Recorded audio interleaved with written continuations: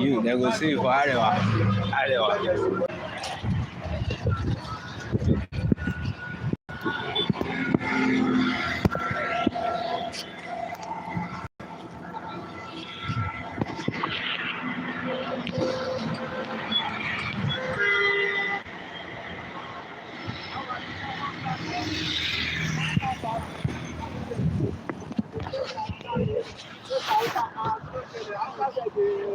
The guy, what is that?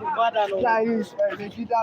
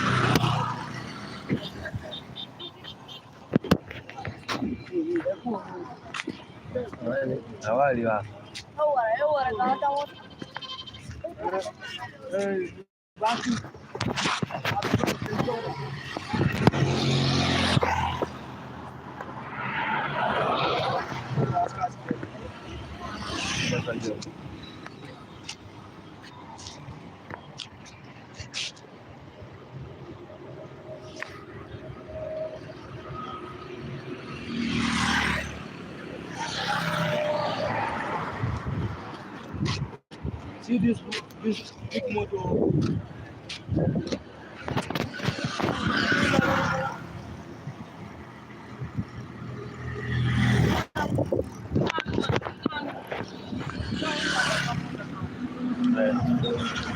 Couple garage.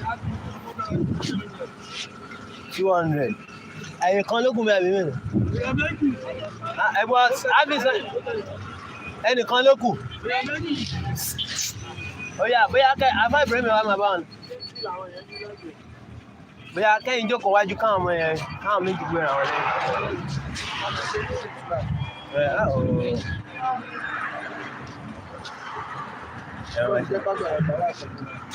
Yeah. Oh yeah, I'm gonna work for you. Yeah. Sit down here, carry with that. Oh, good.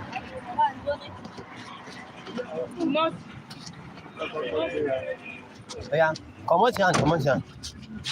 Níbo ló ń lọ báyìí? Couple garage. Ṣé ó wà lọ́wọ́ yìí? Irọ́ mi ti fún ẹ. 600 ló máa fún ẹ. Ẹ̀rọ nǹkan ìṣẹ̀lẹ̀ ẹ̀yìn náà lẹ́nu. Ẹ wo bí tọ́bájà ti dá wọ́n lè mi roundabout ẹ̀ ṣáàdúró ẹ̀fọn. Ẹ wo ọkọ̀ ìsibí bí ẹni pọ́n lọ sọ́nà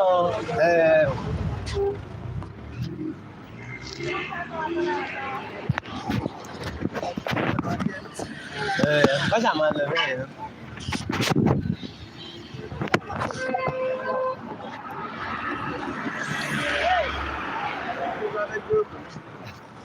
Ẹ dàbẹ̀ bí tí bírèkì máa lọ́wọ́ inú ẹ̀ tẹ̀ fúnra ẹ̀.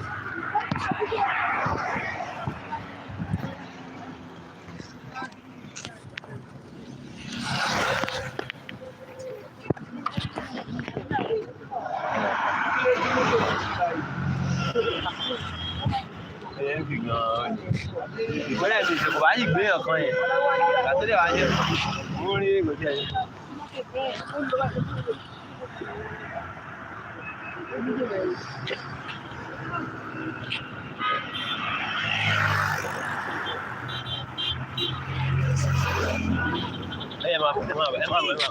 Abis.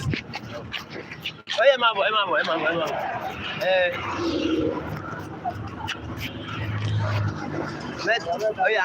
Mẹ́ta. Oya, mẹ́la awal. Awal, Danny ko. Oya, carry this one. Ìwọ ń kọ́ máa bọ̀ náà kìdẹ̀ ń dúró. Mẹ́rin ni lẹ́yìn àbí? Mẹ́rin ni lẹ́yìn. Àbí mẹ́ta. Mẹ́rin. Kí lè gbà wọ́n báyìí? Oya. Yasina. Ṣé kò gbà wọ́n? O lè gbà wọ́n, kò gbà wọ́n. Wọ́n máa pẹ̀lú. Ẹ̀rẹ̀ fúlọ̀. Ṣé máa ṣe é sí? Bí ẹyẹ kò gbà mẹ́rin. Bí o gbà wọn mẹ́rin, ẹ bọ́lẹ̀. Calm down.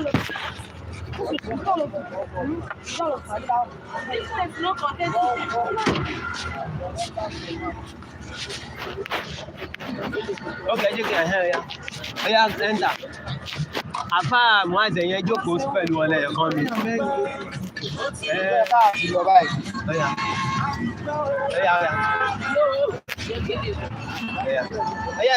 Adjust wẹ́wẹ́. Oya, bá mú àṣẹ jókòó. Oya, ẹ jókòó. Máa tẹ̀lé ọmọ ìyá máa nà tiẹ̀ bàjẹ́ báyìí. Oya, Ẹ fẹ́ lómi tẹ̀lé wọn ìjọba. Oya, wá tẹ̀lé wọn. Má làtàn gbé sókè. Oya, fún wọn lóhùn. Oya. Èrè lóní Sọ́kó garage. Ṣé máa ká báyìí? Ó máa ká 300, 900. Ẹgbẹ́ sẹ̀lẹ̀. Táàbà jí mẹ́rin àníkù omi ò.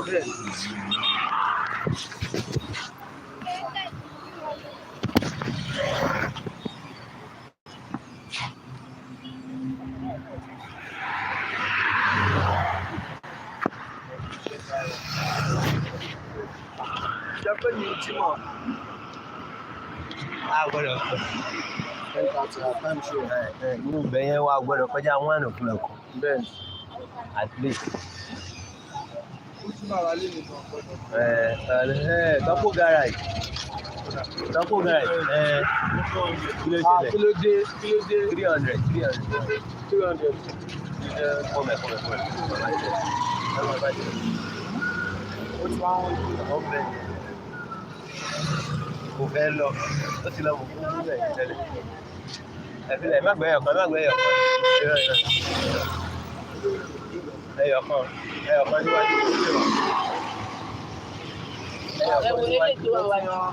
Mẹ́ta ló tó sẹ́yìn. Mẹ́rin. Méjì, Oya. Méjì. Oya, fáàmù wá.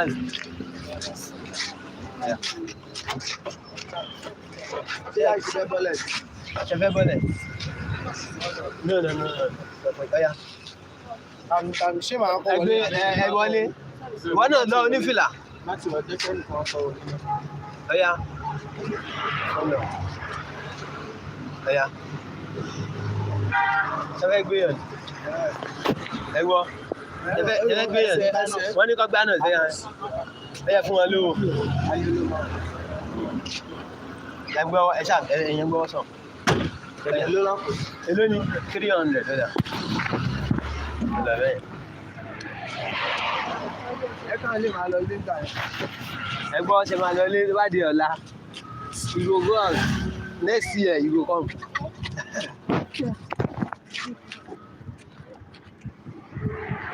Àwọn ènìyàn ló fi báyìí ṣe 1, 2, 3. No, 1, 2. I think level 4. 1, 2, 3. No, 5. Kanya ni 4.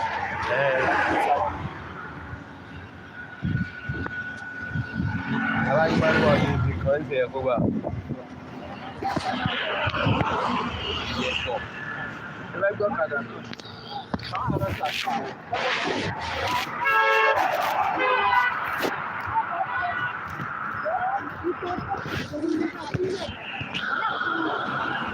Káàbàlẹ̀ bẹ́ẹ̀ ní pé.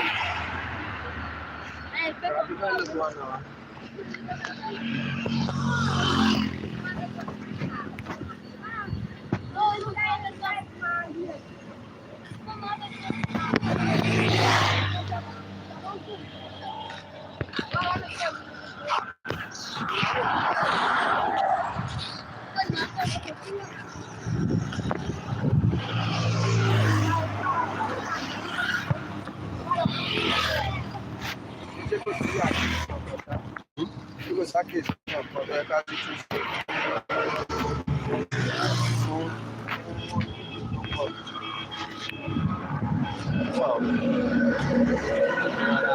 Ríra lọ àtẹ̀jọ́ yẹn kẹjọ́ máa pọ̀ jù náà. Ó dẹ̀ náà ó ní ọdẹ yìí ẹni fáwọn èèyàn mi ò hùn. Àwọn èèyàn jókòó. Tó bá jẹ́ pé kíní tí ń pẹ́ ní gbogbo àwọn obìnrin yẹn bẹ̀rẹ̀ tí máa kọ́kọ́ rí orin tí wọ́n máa pa àwọn ẹni tí wọ́n máa dìde. Ẹjọ́ bá ti pọ̀ jù. Ó ní láti kọ̀ọ̀kọ́ṣọ̀ ara rẹ̀ hàn. Kó àmì mímà. Máníjà wa ẹnìkan sọ fún ó ti yájù kò yájù 8:30. wọ́n ti wá bá mi tẹ́lẹ̀.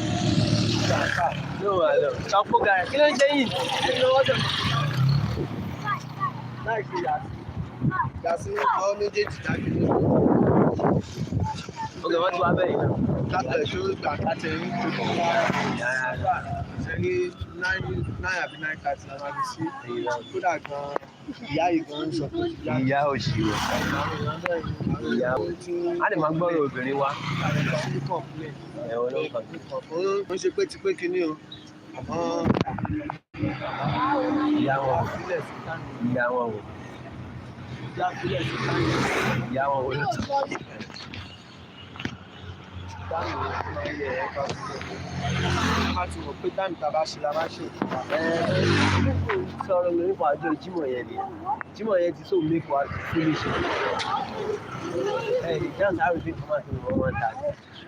Ẹ máa ń dúró sórí ẹsẹ̀ ni. Ṣé mo àwọn ẹlòmíì káyọ̀ ní ẹ̀kọ́ tí wọ́n máa wá pé láti wọ́n ti wọ́n pẹ́. Mo ṣe àgbà mi máa fẹ́ lọ Benin, máa wò pé kí n kírun tó fún wa. So tó bá ti jẹ́ táìmù wọ́n ti fún wọn pé tù lọ kírun. Wọ́n á wọ̀ pẹ̀lú àwọn àti ní 2:30 mi ní bẹ́ẹ̀ máa jẹ́ mo ní target.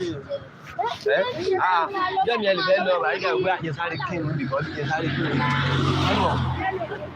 So that èèyàn nílé pàdánù ìjọmọ́.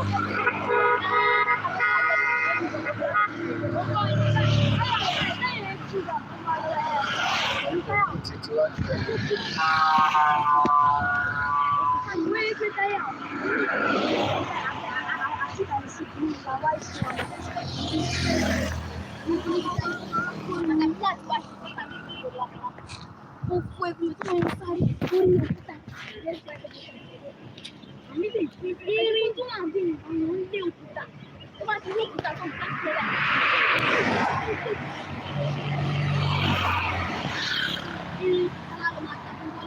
ẹ fún lọ́wọ́ tó ń bọ̀ ẹ̀ ní sáà. Lẹ́yìn má sọwọ́ lẹ̀ báyìí ni. Tó bá sọwọ́ lẹ̀ ní kí lọ rẹ̀ lọ́wọ́ tó wà ní.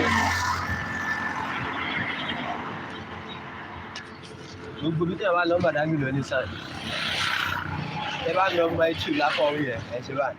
Tẹ bá lọ gbé lérin ẹ ṣe báyìí. Tẹ bá lọ Alábà ẹ ṣe báyìí. Tẹ bá lọ Kwafọ̀ ẹ ṣe báyìí. Tẹ bá lọ Ẹ̀kọ́ga báyìí. Tẹ bá lọ inú Àràdàbú ẹ ṣe báyìí. Tẹ bá lọ Nìkọ́jà ẹ ṣe báyìí. Gbogbo Badagry wa ta ló ní sáà. So mọ́tò tó ń bọ̀ tó bá ti rí bẹ́ẹ̀ ṣe ń juwọ́ ẹ̀ tí bá ti tẹ̀sán nǹkan ní dúró. Báyìí kú eléyìí.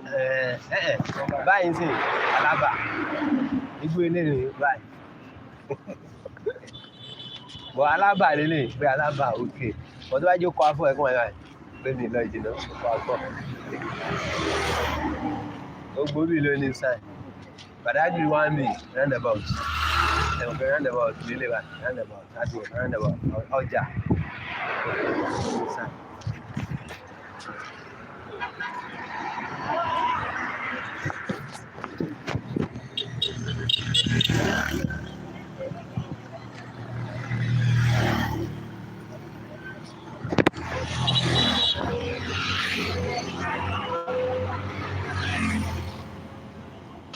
Ẹ tún wá ha báyìí.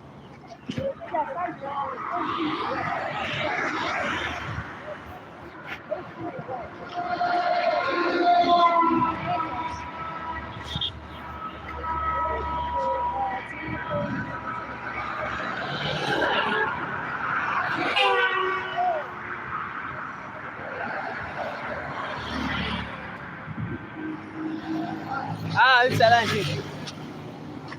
Wow, okay. Bàbá àti mo ló ṣe tán lálẹ́ azán ẹ̀ lẹ̀. Ọ̀nà fún good náà wù sọ́rí. Okay. Òun ló káwọn ló jẹ́ sọ́ọ̀bù ló jẹ́ sí. Okay.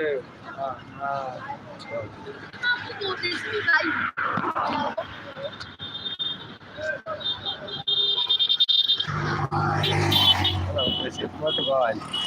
Akẹ́kọ̀ọ́ kó bẹ́ẹ̀. Ṣakọ̀. Mọ́tò kì í ṣakọ̀. Mọ́tò ní ní kì í ṣakọ̀. Ó dà. Ìlàfẹ́ra. Táwa máa ní kó bí á 2,000 àbí 3,000 àti láti bọ̀.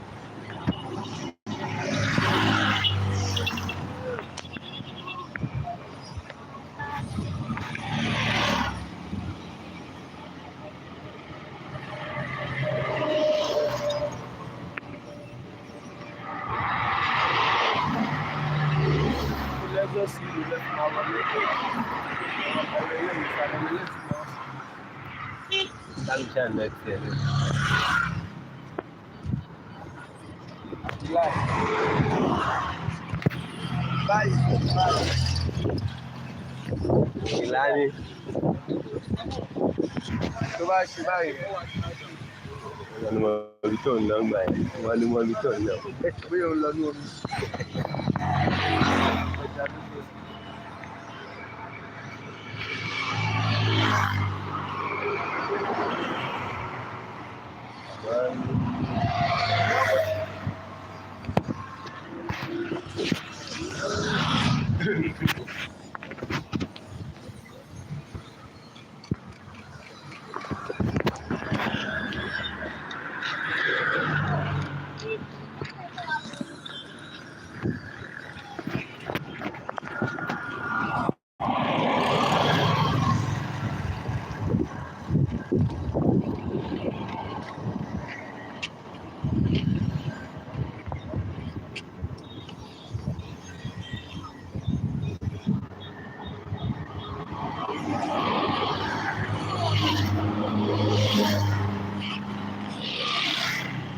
Ẹ bá dé fish dé ní bá. Àwọn àbókí. Lọ́pọ̀ garage.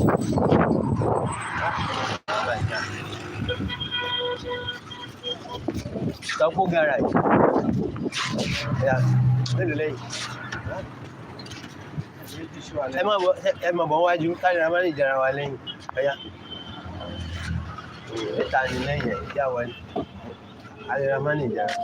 Ọ̀yá ẹ̀yin tó kù dà. Wọlé sàn. Ọ̀yá wọ́n náà wọlé tọ̀. Wọlé tọ̀. Wọlé tọ̀. Ẹ jẹ́ ká wà wọlé bẹ́ẹ̀ a máa ẹ̀ ń ta ẹ̀. Dídé lórí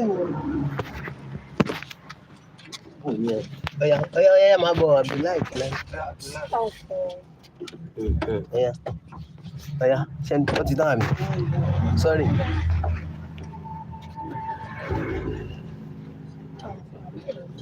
Ta ló kù náà? Mẹ́rin la gbọ́dọ̀ àwọn tẹ́lẹ̀. 5 ló wá. Ó ti ṣe rẹ́ bí ìjókòó mẹ́rin àrùn bá fẹ́ ṣe lẹ́mẹ̀. náà ló lé. Ẹ̀ tó fi jẹ́ mẹ́rin. Ókè báyìí ṣé wọ́n tẹ́lẹ̀ 1, 2, 3, 4 bẹ́ẹ̀. Àwa ti ṣe páàlì náà ní bí àtẹlẹ.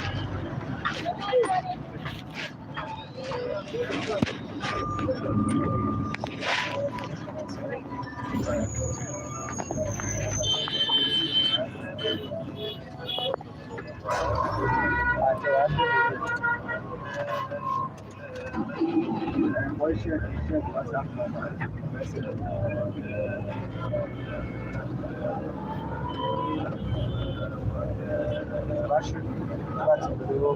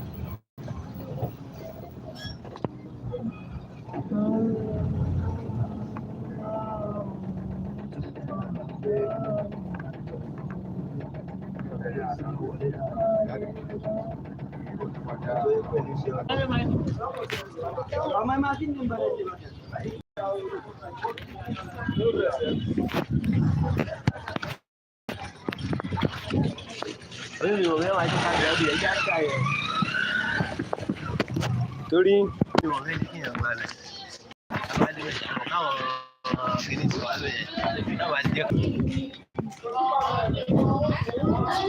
ọ̀yẹ́ máa ń kọjá mẹ́ èèyàn ti gbọ́ ló ń sá lọ ibo ló ń sá lọ.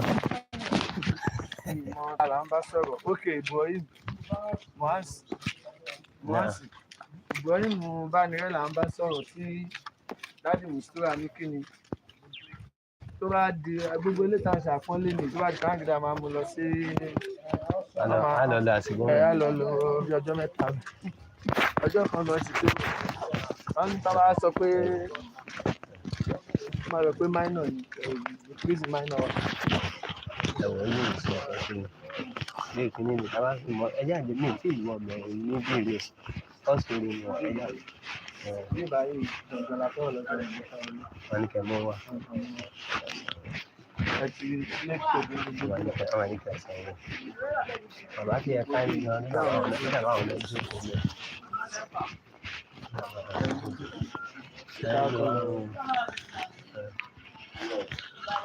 ìyá ẹ káàárọ̀. Bóyá lọ gba ókè.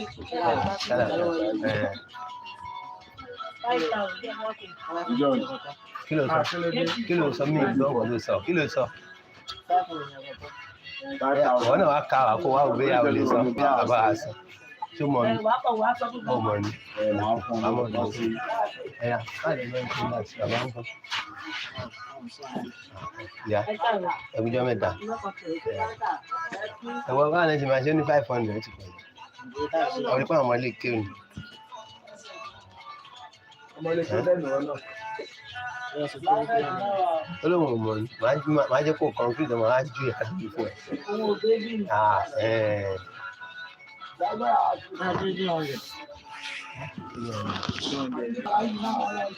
mi tẹ̀lé mi fẹ́ ká kó sọ pọ̀ lẹ́ẹ̀kan náà ni ká kó 3,000 wa àwọn ò lè máa sọ bright 3,000. ó mọ mi ni o àwa náà níbí.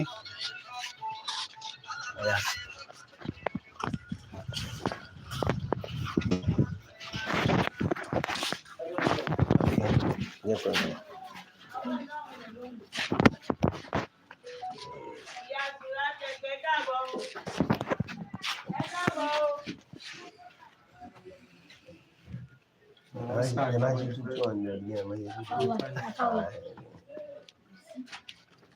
Tàbá lọ dish náà wà máa ń sọ ẹ̀ nígbà kan ẹ̀ bu owó kan tó kàn pẹ̀lú ẹ̀mí ẹ̀ á fún 4,000. Bẹ́ẹ̀ bẹ́ẹ̀ lè máa sọ iye kan tó wá ṣí ká bọ́ sí 6,000 ẹ̀ yà fún ìdílé ìta.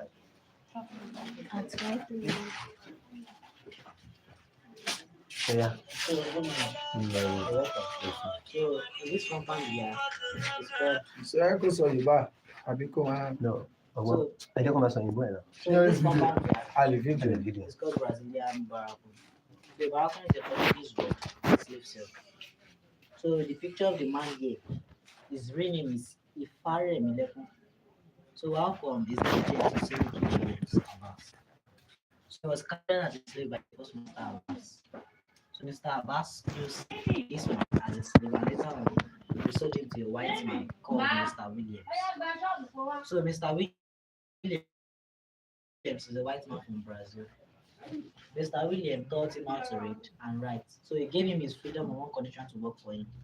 So he brought him from Brazil down to Nigeria and built this compound for him in the year 1840. So we have 40 rooms in this compound. In each of those rooms, 40 slaves were stored in each room. So we have the minimum of 1,600 slaves in this compound back then. But the man gave him his freedom and brought him back. So he is the one in charge of this place. And the city has been like Muslim in Badagry. So he brought Muslim religion into Badagry and they give him title Seriki. Seriki means head of the Muslims. That's why he bears Seriki Williams Abbas. So slaves do not bear their name, they bear their master's name. I said earlier his real name is Ifare Milepo. So his name disappeared from the name. He bears the name of the first master Abbas, second master William, and the title given to him. So he is the head of Muslim in Badagry. So he founded the town. He founded Ayutthaya in the year 1902. So you get into Ayutthaya in the State. You can see the statue of Seriki Williams Abbas at the roundabout of Ayutthaya in the State. So here we have some European students. Because we buy so like the main student is paid by Bata. So one umbrella goes for 40 human beings. To take one woman Covered You work take for one two. umbrella. So the white man is going to bring an umbrella. We the blacks give them 40 human beings. So the alcoholic took off for 10 human beings. So the shorter one goes for 5 ladies. So the young one goes for 100, the short one for 40 human beings. So the kettle meat and the brass dish was a gift to me. Why the mirror does not have a specific number, so it depends on how they bargain. And the ceramic go for 10 slaves. Why the didn't go for 40 slaves? So we have 40 rooms in this compound. In each of those rooms, 40 slaves. But today you'll be opportunity to see 2 rooms. The church room occupied by the great grandchildren. So please, as I'm going into the 2 rooms now, we don't allow touching of exhibition. So you can only read and look at it. So let's see the 2 rooms. Ẹgbọ́n nǹkan tó sọ, ẹ bá ti dé bẹ̀rẹ̀ lè fọwọ́ kan kankan. So, ta ló fẹ́ máa tú fún Yasin máa? Yasin ṣé o gbọ́ nǹkan tó ń sọ? Wọ́n ní ilé 40 ló wà níbí. Àmọ́ ilé 38 nínú ẹ̀ àwọn àrọ́mọdọ́mọ ti ń gbé nínú ẹ̀. So, bẹ́ẹ̀ ni. So I'm calling what's in Yeah, What they should them Okay. Smooth. Ẹ kàn máa ẹ máa wo àwọn nǹkan yẹn máa. Ẹ má fọwọ́ kan kankan, ẹ kàn máa wo náà.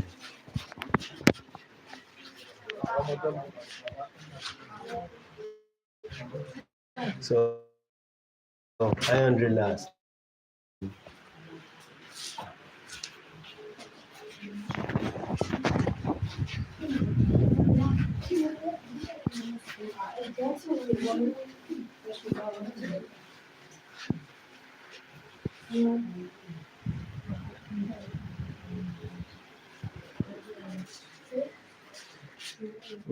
No, look at it.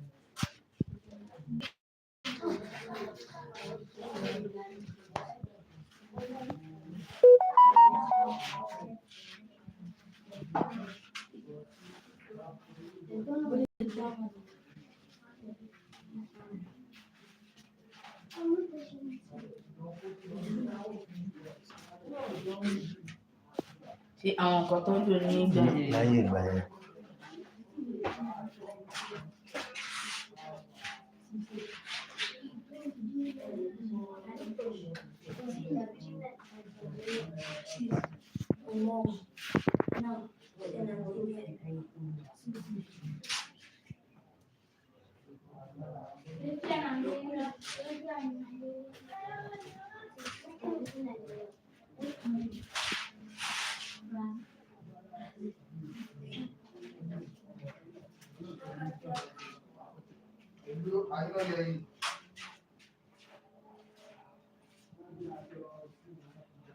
Hello?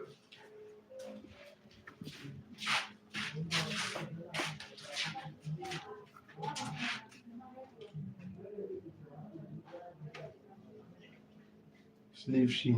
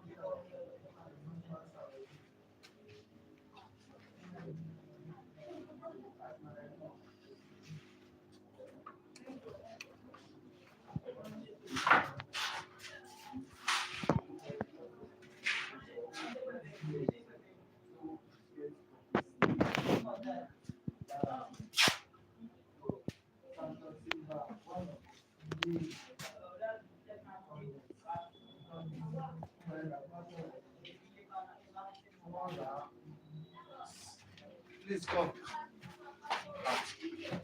Abraham, come and Oye, màá ṣàlàyé. come and bring. Ẹ ti wọnú rẹ̀ yẹn.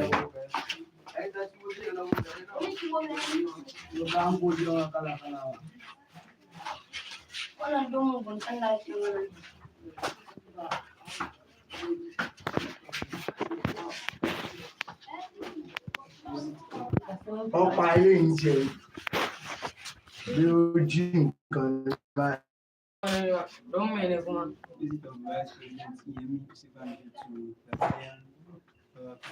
Bí wọ́n ti máa ń gbìyànjú láì gbà ẹ́.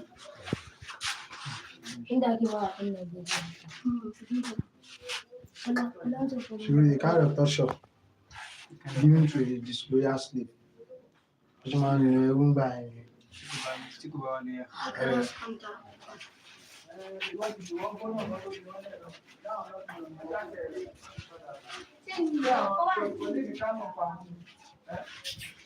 Bẹ́ẹ̀ náà lẹ ti ń bọ̀.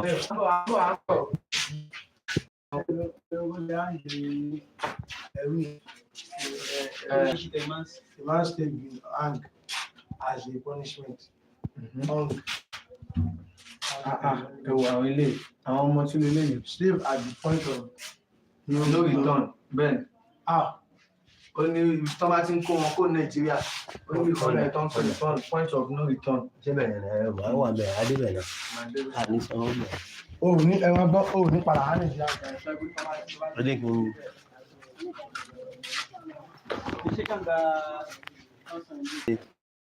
Ọ̀ya.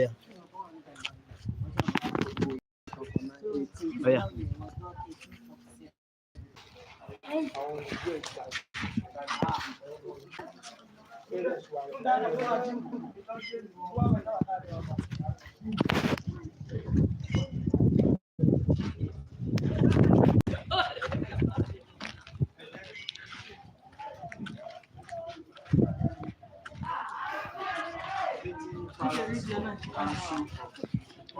Okay. Shekara mai yawa ba.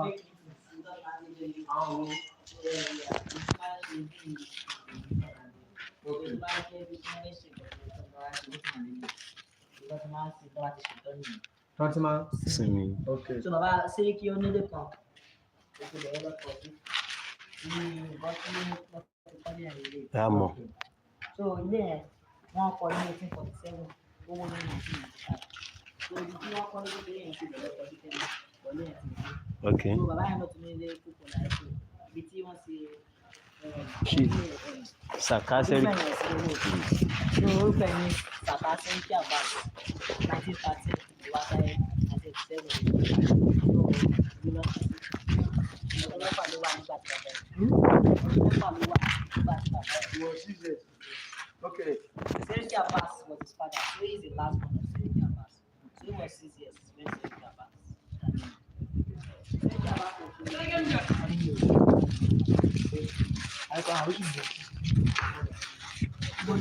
Sẹ́ríkì Abbas was very sick. So he died June 11, 1919, and was very ill.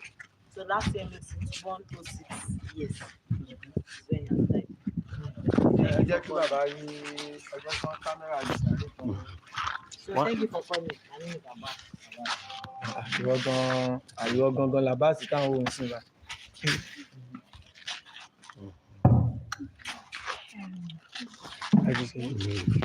Thank you.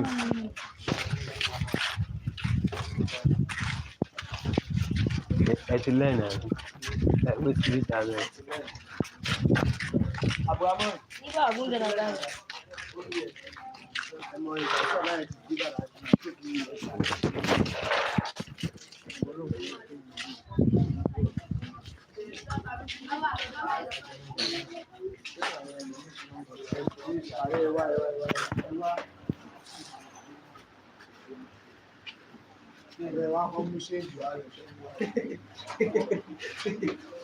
Nǹkan tẹ́ ti gbọ́ gan ti jó owó yín lọ. Àbúrò èlé lọ́wọ́ fẹ́ bàgẹ́rì lórí ọ̀mbrẹ́là tó tóbi yìí lọ́wọ́. Ọ̀mbrẹ́là tó gbé wá láti ibẹ̀ kábè lọ ọ̀mbrẹ́là tó tóbi yìí èlé ló wá fẹ́ jẹ́. Ìjẹba ò ṣe fún ẹrú kan. Fún ẹrú nígbà tó Ó ní 40. Ilé tóbi ẹgbẹ́ ta ló wá wọn ṣọ́ ṣàlàyé bí ṣe àyè jẹ́. Ẹ pé kẹbí ni wọ́n fẹ́ lu. Bẹ́ẹ̀ ni. Ṣé àti wọn àwọn ṣe ìgbàlẹ̀ sọ ìyọ̀gbọ́n ń gbà rẹ̀? Ṣùgbọ́n ìyọ̀gbọ́n wà ló ṣe establish alótàbí fún wọn. Ìṣòwò gbọ́ ni pé Ilé àwọn kìíní ni slave trade place market níbi. bẹ́ẹ̀ Slave trade market ọkọ̀ ibi báyìí fún ẹni olówó ẹ̀ ló kọ fún. slave trade market níbi.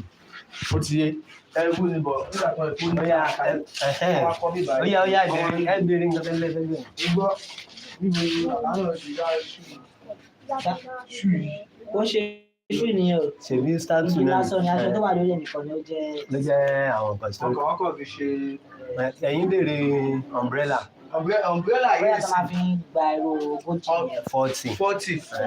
Okay. Báyọ̀ kan náà dájú báyìí ká pa. So ṣé ṣé àtọ́ ló ń gbà yẹn náà nàbí? ṣé àtọ́ fi ń jókòó náà? Kò dẹ̀ jẹ́ra. Ó yá o. Alright, tó dáa.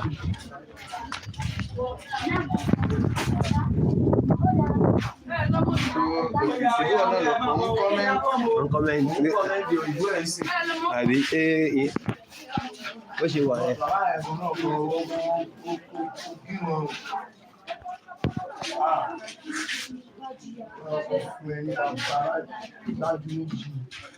No, wọ́n ti lò ó náà lòkulò kò ń ṣe kó wà lọ́wọ́ ara ẹ̀. Àbúrò àbíní ẹ̀ tájú náà. Ìjọba ṣé wọ́n ti lò ó tó tó yẹn.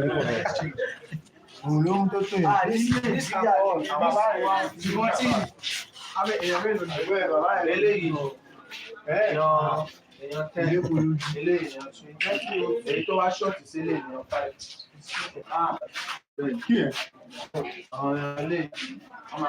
Okay.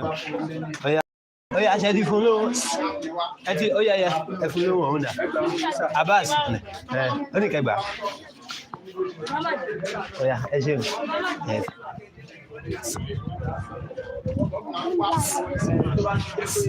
Abis. Ẹ máa káwọn yẹn máa fi yín wọlé o. Wọ́n máa fi yín wọlé bẹ́ẹ̀. Wọ́n máa fi yín wọlé.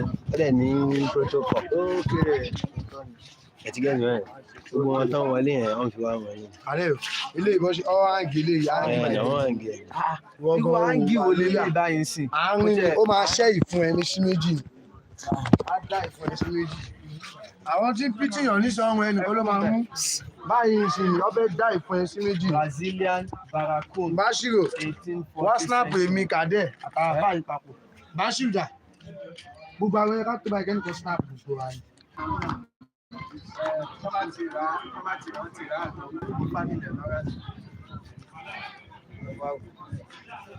Kọ́má tí ń kó wọn lọ. Ilé náà ni. Báwa lọ gbà á nípa òun ní. Tẹ́ bá fẹ́ Ilé náà ni. Báwa lọ gbà á nípa òun ní. tẹ́ bá fẹ́ lọ ọ̀hún yẹn ń sìn wọ́n tún máa gbowó. Wọ́n ṣe ṣe fẹ́ǹsì. 4-story building. First story building. Àwọn àṣàlẹ̀ mẹ́. Àwọn èèyàn máa ń wá láti kọ́ńtírì tó máa ń wo kíní bì. 1-story building wọ́n àṣàlẹ̀ mẹ́. Òyìnbó ni wọ́n lọ. 1-story building wọ́n àṣàlẹ̀ mẹ́. Òyìnbó ni wọ́n lọ.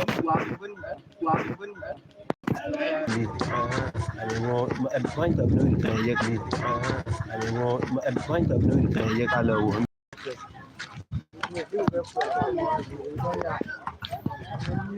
Ibi ìsìn everybody lè wọ bí ìwé ṣe ibi ni Badagry wọ́n wá fẹ́ ṣe ẹni tí ń pa tí nǹkan ibi ni gbogbo àwọn wà. Lọ́fẹ̀ẹ́ ni ẹni bí ibi tí 3,000 yìí ti parí ilẹ̀ ti kú ẹ̀yàn. Apá mu as ibi ìfẹ́ níbi. First bridge yẹn ṣé kò ṣe ṣó yẹn. Ó wà ń sálẹ̀. A lè débẹ̀ ẹ̀ sìn. Àwọn ẹmọ tó máa gbowó. Abẹ́ káàbì zọrí ìlú yàrá bá ṣe ń bọ̀ báyìí. Ó kọ̀ like Kó ṣe kíní ẹ̀yà ìgbà. fídíò àbísọ́rí ìlú ṣe ń Ó bọ̀. ṣàdí mọ́ bẹ́ẹ̀. Ọjọ́ ìjẹ́ ṣó ẹ̀kẹ́ ẹ̀kọ́ máa yóò Má tẹ̀ lójú òun ti yà. Súnmọ̀ sáré lọ.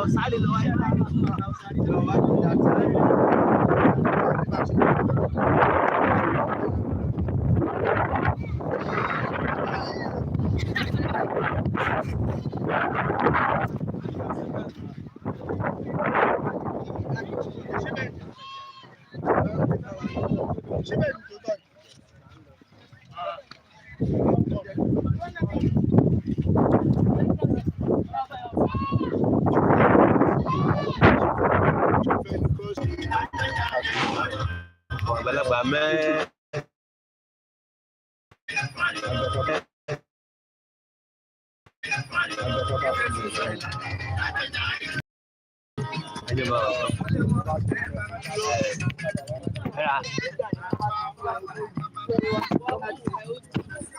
Ẹ máa mú lọ ṣe kọ́kàn lọ́rẹ̀ ìgbà kan dúró kọ́kàn lọ́ mú sí náírà pé wọ́n fẹ́ kún wọn lọ́kùn wọn mélòó ni ẹ mọ̀ padà papọ̀ dúró mo kàn lọ́ mú sí lára wọ́n gba ẹ̀kọ́ dúró ẹ̀ jẹ́ ó ti ẹyin sí wọ́n lọ mú sí lára wá ní àgbàlagbà 1,000 ọmọdé 500 go come pẹ̀lú ẹ̀yin go. Odò kan Nàìjíríà ṣe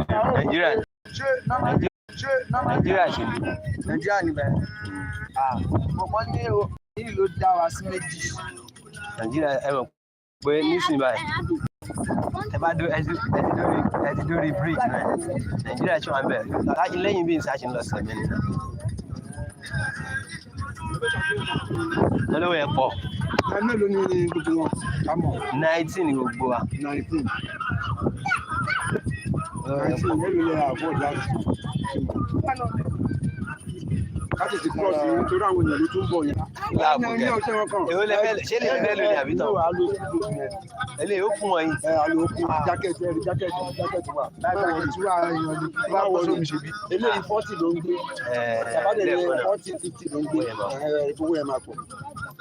Jẹ́ ká ṣì wú ẹ ṣe owó yẹn. Ìkan ló ṣẹlẹ̀ ní ẹ̀ka lọ káwò tábà ń bọ̀ ẹ ṣe 12,000 go come. Ẹ jẹ́ ká lọ ẹdún ní bí ẹ̀ ṣe àyàn. Láti gbàgbé ìzẹ́rù alákọ̀ọ́kọ́ yẹn. And 82 Ẹ̀fẹ́ máa ń gbowó téèyàn bá tún record. Ẹ̀yọ́ ẹ̀sẹ̀ ṣé ká wọlé ẹ̀yà. Ok, owó yẹn náà fi ń ṣe kànáìsítà. Ẹ̀yà display. Ó ti lọ. Still loading, ó sì ń load. Kò sí sáfìsì.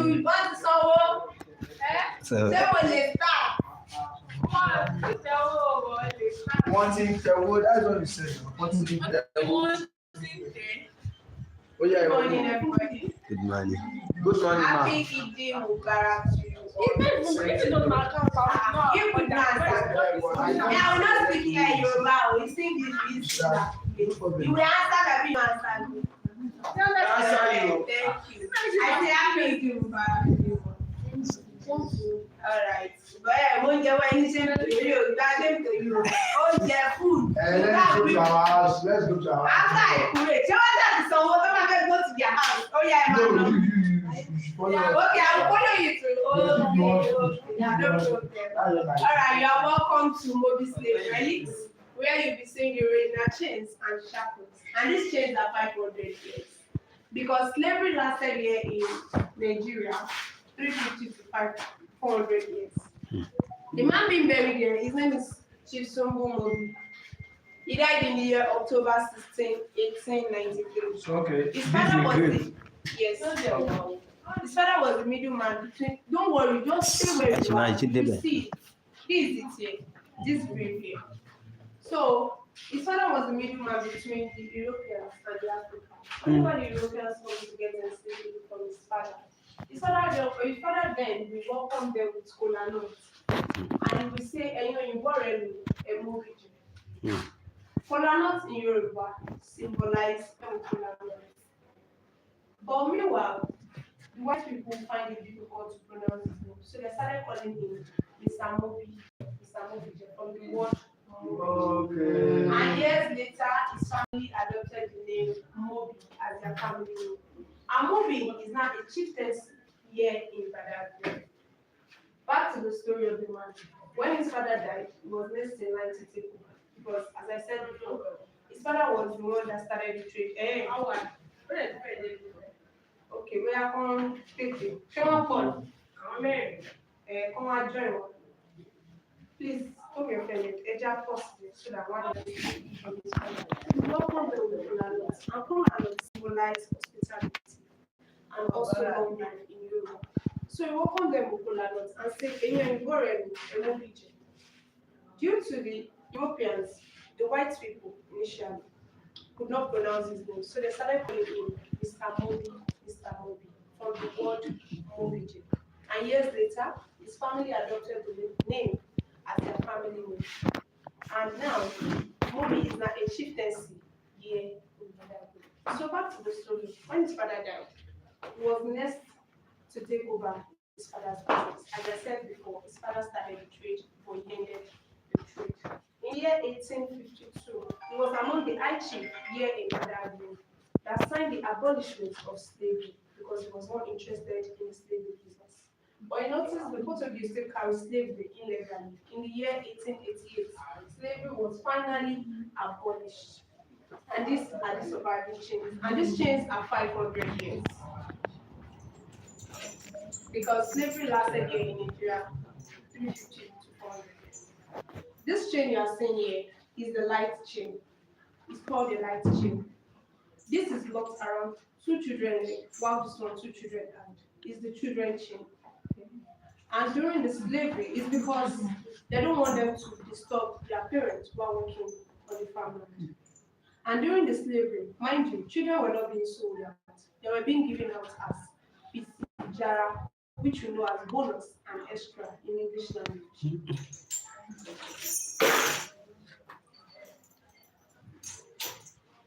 Here we have the leg lock. The leg lock. They will lock this around two adult slaves, one Peter leg, one Paul leg, during the slavery, for them not to run away, nor think of escaping in any way. So they will have to lock their leg together all day. They will carry this around their leg. Peter is going this way, Paul is also going this way. Do you want me to experiment? Okay. And here we have the torture ring. It's used to punish slaves. So they'll put this into their hands. Most times it will not enter their wrist because of their bone here. So they will have to break the bone with hot metal, iron, or maybe rock. They'll put them on a high platform where other slaves can be seen. Then they'll screw this out. They'll screw it up on a tree. We call the tree down. When it's tight, they'll remove the platform from the slave's leg. And the slave will start jingling on a tin hair with one hand up, the body down. Most of them lose their life in the process. And some of them lose their memory because the blood will go through their brain. And for the strong ones, when they come down, they will lose the ability to function that. Here we have the grinding iron. This is called the grinding iron. It's used for different functions. They'll put this into hot fire when it's hot and red. When the tips is red, they'll bring it out. They'll perforate the upper lips to the lower lips. They'll perforate the upper lips to the lower lips. Then they'll use the help of this mouse block. They'll put it in their lips this way. Then they'll drag it out. They'll lock it to a panel this way. Or better still, they'll use this phone, using the iron to lock their mouth. When they find out that anytime they perforate the lips, they know and they lock it to the panel, the blood will still talk with the space in their lips this way. So they will use this to lock, like so that they won't be able to talk again because they find communication as strength. They don't want to start communicating with each other. They unite to fight against them. And the second function is that they'll put it into hot fire. When it's hot and the tips is red, they'll bring it out. They'll write the name of their master on their body. Because for a slave, they believe a slave is a property and they can use the slave anyhow. So for a slave do not have a name, but to bear is your master's name. For example, if the name of the master is Williams, they'll put this into hot fire. They'll write Williams on the slave's body. For the female is at their back, but for the male at their chest. And most of them get infected during the process because they'll use this for millions and thousands of other slaves. If I ask a question, you are talking. So they'll use this for millions of slaves every day. So most of them get infected during this process and they lose their life. But for the stronger ones, they'll have to carry the name in their body till the day the Lord called them to. And here we have the neck lock. This is carried around their neck for 18 hours. It deformed them because of how heavy this chain is. Instead of them to stand straight and walk straight the way they will have to bend just to be able to survive how heavy this chain is. I'll be bringing a chain down for everybody to feel the chain, just having to feel the weight of the chain. Okay. This, I just said the younger ones will need to carry this.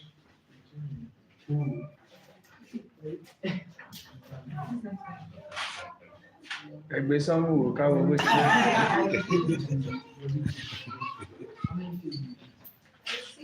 6 kg.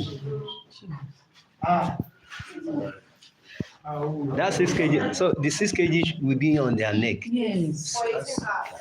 18 hours. Why is that? That's slave now. That's slave.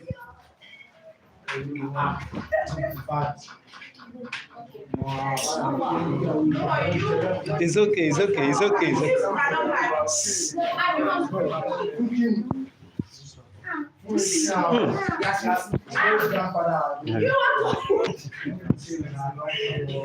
You might be not holding down, you don't need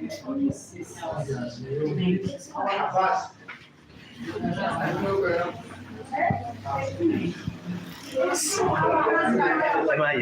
Máa gbé sọ́rùn.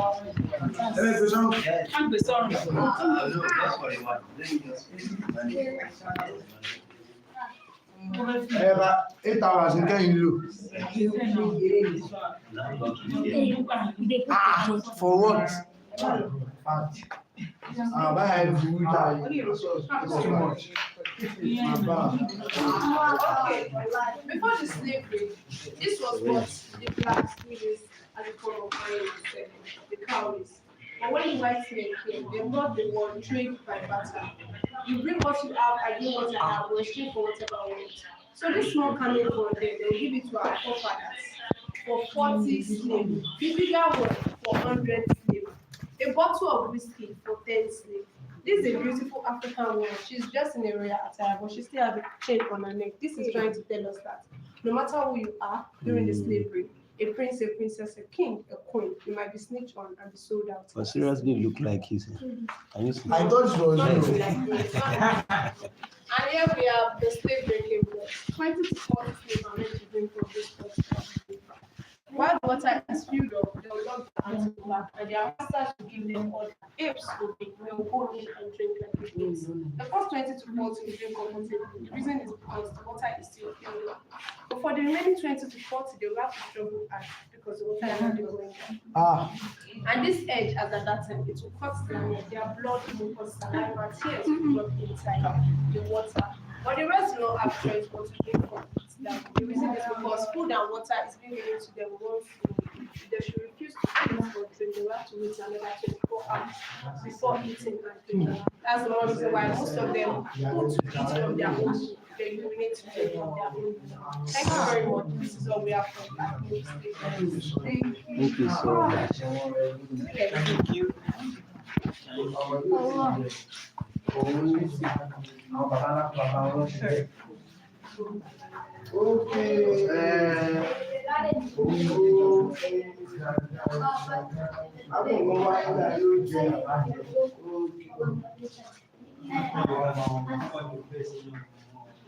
Yorùbá náà ni wọ́n. Yorùbá ni wọ́n náà. Yorùbá ni.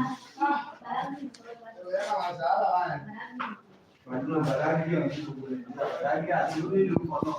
Ó pé 2 states slavery states ní gbogbo Nàìjíríà. So Badagry àti ní gbogbo Lagos ní Badagry kan wà ní ọkọ̀ báyìí.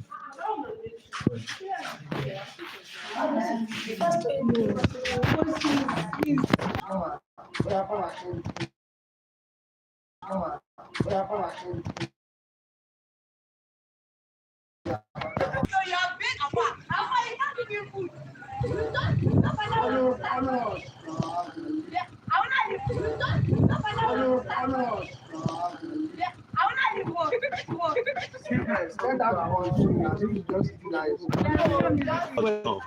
Nítorí ọba jẹ́ lẹ́yìn ò lè jẹ́ tàbí kú. Sẹ́ríkì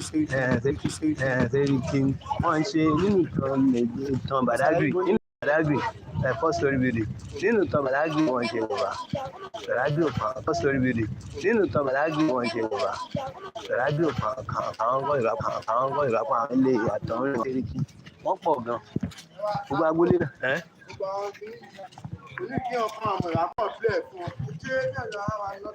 No, but kò ní dàbí kán wá kán experience ẹ̀ dà. Tí pé kí ọkọ̀ dúró láàrin 5 minutes sọ pé bàbá mi náà. Èló ni 3K? Tí ó bá ń pẹ́ kò sówó. Experience ni. Nǹkan tẹ̀ ń gbọ́ yìí. Alápọ̀ rí wa bẹ́ẹ̀ ni wọ́n lè ṣe tí kò sáwọn tí ọmọ yẹn àwọn tọmọ yẹn kó wa tó tún wá kó wọn wá bí ẹ mọ̀ pé owó tó gbà lọ́wọ́ wa náà yẹn kọ́ ló wá gbà lọ́wọ́ wọn ni. jẹ́ 500. So ó ti gba nọ́mà. ẹ mọ̀ pé Ó ti gba nọ́mà lọ́wọ́ wọn ló ṣe wípé ẹ lọ parí owó yín síbẹ̀. àwa ṣe ń pe òun ni pé akílì lè. So kò yé yín ni. Ẹgbẹ́ olóko ọwọ́ ti dúró tí wọ́n ti dọ̀rọ̀ síta. Owó ló ń sọ̀rọ̀. Ó lè jẹ́ bó ṣe wọ́n yẹn sì wọ́n ti gba bíi 2,000 lẹ́yìn. Kódà yàtọ̀ sí yẹn gan, ó tún máa tíṣò ṣẹ́mọ̀. Ọlọ́run ṣàánú yàn mí jọ gbọ́n. Bàtà débẹ̀ gàrí ló mú nísìnyí ó ti mú máa fà wà. Ló wà lọ́rẹ̀ báyìí. Sí ó tó lọ yà sí. Àṣẹ ọmọ fóònù náà ló yà ẹ̀. Ìgbà tó sọ pé yà sí ó máa yà náà ni. Yà sí máa yà. Tó gbé mọ́tò àṣìbá fún nípa ẹ̀ náà bẹ́ẹ̀. Ẹ bóyá first story building làwọn náà lọ yẹn. Ẹlẹ́yìn yà sí ẹni kó máa yà ó máa yà náà. Kí mo sọ first story building làwọn náà. Nígbà àwọn ilé ìgbà ìdílé bíi 500 years, 200 years tó ti kọ́. Àwọn ilé yìí máa kó bá wa o. Wọ́n ṣe tí wọ́n ká àtẹ̀lé rẹ̀. Wọ́n tẹ̀lé ti gbowó lọ́wọ́ wọn. Wọ́n máa ti gbowó lọ́wọ́ wọn fáwọn pé. Ẹyin pọ́nmọ ẹ̀ tún tẹ̀lé wọn. Òun ló tún mú wọn lọ. Ẹ tí mọ̀ Àbáàsì yìí ti cash out ẹ̀. Bọ̀wọ́ náà máa deliver. Yàtọ̀ sí yẹn máa fún wọn tí. Wọ́n ti gbowó lé ni. Kí ló wà bẹ́ẹ̀ ká tó tọ́lọ̀ àlàyé ń jẹ. Àwọn bàbá àgbàlagbà kan dẹ̀ ló máa wà ní bàbá àgbàlagbà kan báyìí ló máa wà bẹ́ẹ̀. Bàbá yẹn ò kí ń wà sí ike bàbá yẹn máa ń ṣe wá. Àbáàsì yẹn tó bá explain gbogbo àwọn ilé ìgbẹ́ lẹ́gbẹ̀ẹ́ tá a máa ń bá ń bẹ̀ ó kú báyìí. Gbogbo wa irú ẹni tó padà tó wáyé ẹnìyàn náà. Gbogbo wa ọ̀dẹ̀ lè gòkè yẹn o. Gbogbo wa lè gòkè yẹn o. First story building lélẹ̀ in Africa white yìí. Àwọn ọ́fíìsì yìí ló ń pè mí. 1842. First story building in Nigeria built in 1842, 18 to 1845. Okay, wọ́n bẹ̀rẹ̀ iṣẹ́ yẹn ní 1842. Àìpé gbà wọ́n ní 3 years wọ́n lè kọ́ ilé pa. Àwọn náà ti dúró pé èní yìí ẹ máa bọ̀ gbogbo yín a máa gbowó lọ́wọ́ yín. Ẹni sọ bó ṣe gbá wájú ọkọ̀ tó máa lọ sọ́wọ́ yà nìṣó mẹ́kún lọ sọ̀rọ̀ bẹ́yà lọ ó lè má yà sí náà ni. Ọgbọ́n géètì lọ́wọ́ ní padà.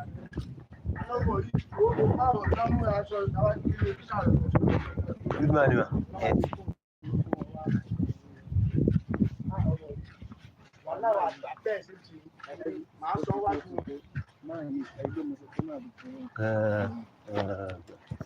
Àwọn bàbá náà máa ń bá mi ti dára lọ sí bẹ́ẹ̀. Ẹ káàárọ̀. Ẹ káàsán sáà o. Ẹ ra sáà. Ẹ̀rọ the morning then afternoon. Èmi ni mo convince wọn. Torí mi ń jẹun. No, I mi ti know. jẹun láàárọ̀. I should correct. Èmi ni I mo should 1 minute after the afternoon. Like this. Yes. I should go. ọkẹ́ èmi mi ń jẹun kí tó kú ilé so àárọ̀ yẹn ni mo ṣe ń. Yes. I should correct. Yeah, well, I got you. okay. I think that. Okay. On the secretary. Okay. Yes. Good afternoon. So we just bring your children. Let me just use that word. Only 2 things. Yes. Yeah. Your children go to this side. Children. I love you. I love you. They are children. They are just How old are students. you? All of them students in one. 16. They are students. 16. Children, you know. Children. Children. Àwọn adults. But no, we agree to be adults. I need children. I need Mini. We are type of any kids. No, teenagers. What if we need? Teenager, àwọn teenager dà. No, àwọn teenagers rẹ̀ àmọ́ your children láàrin wa. Teenager. Ẹ̀yin náà máa san pé teenager lẹ́yìn. No, I don't need suru. So Ẹni tó náà rẹ̀ sọ́rọ̀ ẹ̀ o. Red and Bàbá ẹ̀ lè pàwọn ti jẹ́ náà. bàbá yìí parọ́. Pé ṣé àdọ́ta àwọn ilé ìyàwó wọn. Ẹ bóyá àwọn. Ẹlẹ́wọ̀n ọmọ ẹ parọ́. Ó láwọn ọmọ yìí. Ó yá. Wọ́n lè sọ́tọ̀. Ó yá sọ̀rọ̀. 3 adults. Ó yá sọ̀rọ̀. 1 to Ṣé ní ìsìnbá àwọn oníkà àwọn Ọlọ́ọ̀fẹ́ plus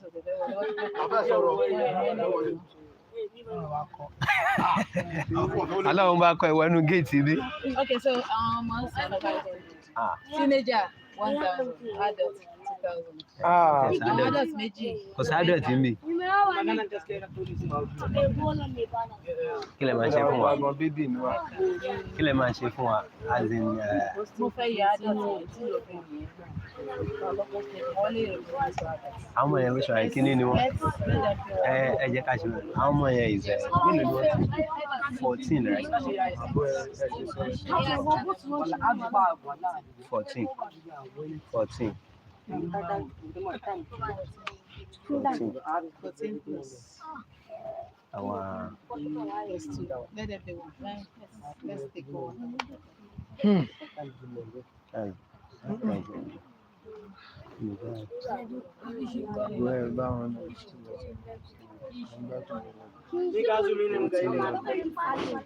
Yes, ma'am. I will be the one to pay this money here. They have been paying. We've been to the Barakun. We've been to the. One calculate me. 10,000 abi. 8,000. So, a ti lọ sí Barakun. Wọ́n tún ti lọ sí Seriki. And what I know is what is sanwó, but I will pay for them here. Ẹ ti ẹ̀ ṣe bí ẹni pé kán lè pí ti yín. It's their time, let them enjoy. So- But when I want to start, let them make all their noise. So- Don't disturb them. We've been paying 3,000. You've been doing what? Paying 3,000. From other side. Mother is alone. Wọ́n ní ká máa sọ ọmọ, ẹ má bínú. Mo tún ti ṣe mistake yìí, wọ́n ní ká máa sọ. Praise another one. So ẹ mọ̀ pé mo ti fowó kun. I've been here, I'm in Badagry. I was born, brought up, everything in Badagry. Yeah, if you now say Badagry, that girl will now put me on. Seriously, èmi ń sìn. Ẹbí èmi ṣe mú wọn wá ń sìn, èmi ti wọnú bí èmi mo ti. Mo ti ṣeré pánlé, mo ti gbá bọ́ọ̀lù bí, mo ti wáyà fíìmù bí, I'm a movie maker. Mo ti but I will just I'll pay 4,000. Ẹ wò ó pé ìgboro náà. Ìwé mi gan ni mo fẹ́ ṣe pé mo. Ẹ ṣe kó mineral ẹjọ ẹyin lábẹ́ tó kẹjọ ẹ jẹ́ kó ẹjọ. Like you, I don't know basically. Ẹ mọ̀ pé I can't say make I put am. You know say o kọjá 8,000. see I really dey If I say understand. 2,000, that's 4,000. See Then him, even let's say 5,000. excuse me, even if you charge 5,000 per head, because the money will still finish, but the knowledge will be there Knowledge will forever. still be there forever. So, but you know, But we we want cannot- you to just consider us. You understand? See, let me tell you something, man. Excuse me. If you have the money, you will not be negotiating and just say alone here, Eba, I know. ẹ tún fi kún. That is saying. But To ẹ̀kọ́ come out to a center, you should know it's all money. So, some people come and say they are Badagry. Ṣé How many Badagry go help us maintain this place? You don't invite us No, now. no. We should be invited. Once you said Badagry has come, we will come. If they come and say, we want to help people to clear this place, there's no big deal. But when they will now come and say they are Badagry, then they do not do anything. But do you know what we feel? Paying the salary Do you know what we feel? Yeah. You know what we feel? So, We feel it is hijacked from us. it is you people that we want neglect you people to help us advertise this place. We are coming. Industry. We are coming. That is why if Badagry has come nowadays, You charge. so when we see them or note them or catch them, because they know that once we hear it, we will now talk to money. Let's assume you said it before they no longer we just have to surrender. When they want to do stuff, we bounce them out. That's normal. Yes, That's normal. they are not doing Even aside from Badagry, I went to we want them to advance Olumorok. See, When I get to Olumorok, I'm proud of Badagry because they collected 1.5 each. And I told them, no, we don't do this in our own. Sorry, no, sir, don't proud of Badagry because it's also a business center too. But at least there's consideration. We collect our money. But there's consideration in Badagry. That is if the person that wants to do it is a known person to do one. Two, if you come with your letter, their consideration is always. But you just come in. We already believe as you're coming for a call center, you already arranged. You already know the charges. Now the consideration I mean is when I got there. People come to make inquiry first. What I told them when we get to the place, that place is. See. Hello. Tosi. Shebi Tosi just. What's wrong? Okay. Everybody should do it. New around here could see children concentration. No, but even see, at least, I can't sorry. So I'm proud to be Badagry. That is why I have considered in some parts. That is why I came down to that. It's that way. Half 8,000.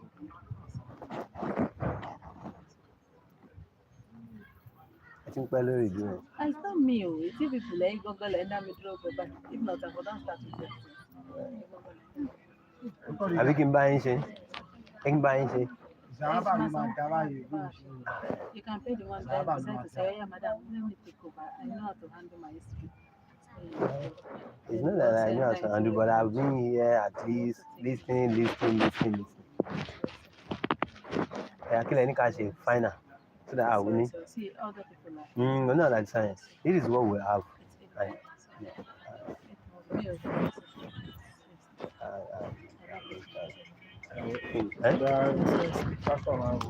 Hello, sir. Come on. Story building. I think discuss one But any time. No, at times.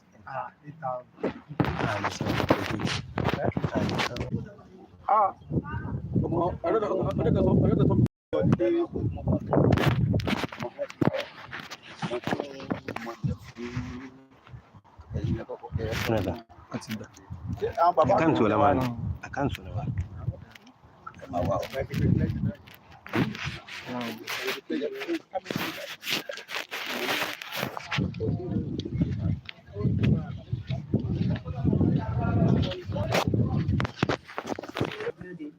The building was built by the Christian missionaries that brought in Christianity into Nigeria.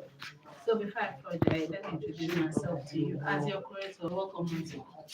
So here, the first story is built by the missionaries. By their arrival, they got this company and decided to build this house. Before they built the house, they searched and they located a tree they're seeing in the picture called the Agia tree. That was where Christianity was first in September 1842. Then also the first Christmas celebration celebrated in Nigeria also. And was celebrated under that tree called the Agia tree. Was celebrated under that tree called the Agia tree. Then they now thought of building this house, which you see they built in the year 1845 by that man called Reverend C.A. Bowman. He was the one who stood the construction of this building. As you can see, the building has 6 rooms. It has 2 living rooms and it has 4 stores. 6 rooms, 2 living rooms, 4 stores. The 6 rooms are talking about this 2 downstairs, 2 upstairs, and the whole 4 stores upstairs. This 4 stores upstairs, the 6 rooms, the 2 living rooms, no toilet, no kitchen was built in it. They were all built outside the building. And the building, the materials in the building were all shipped in from England down to this place, which you are seeing right now.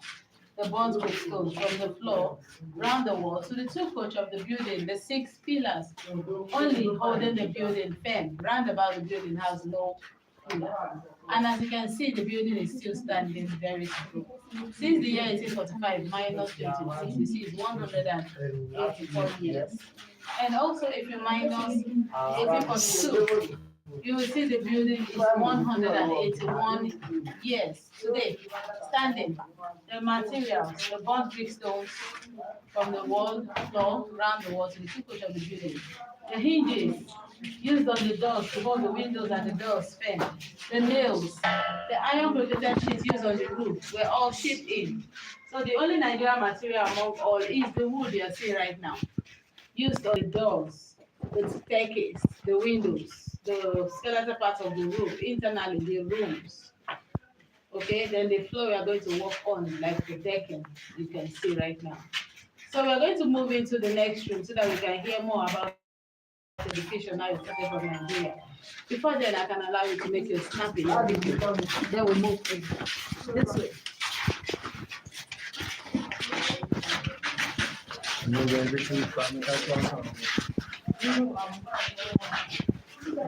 Okay. Nothing.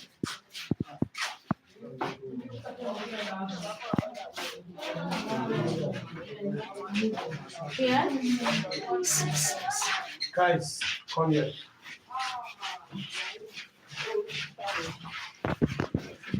Here we see the room of the first teacher.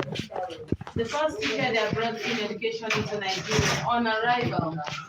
He got to this place and he decided to sit in this room. This was where he stayed, and this was where he started educational life with 40 old men. So you look at the board. Let's read what's on the board. The Best teacher in Nigeria, Mr. Claudius, 1845 to 1860. The name of the first primary school in Nigeria was St. Thomas Primary School, established 1845 to 40 men. With just 40 men. So he started with 40 men, not 40 children. Men. Only men, no women, no children. Yes. And the 40 men, the oldest among them was 45. The youngest was 42. So they got 12 years education. Not like now that we are having a child of 2 years or 3 years and going to school. It was 40 old men back then that started the educational life then. And with just 2 subjects, English and CRK. CRK, we know, Christian. The English aspect for them to be able to read, write, and communicate. Exactly. So they named them back then, not just of the infants, before they now moved them out of the school because they were going down in the compound. So it's not enough for them. They now gave them another space, which they built this. I know that they will know the place.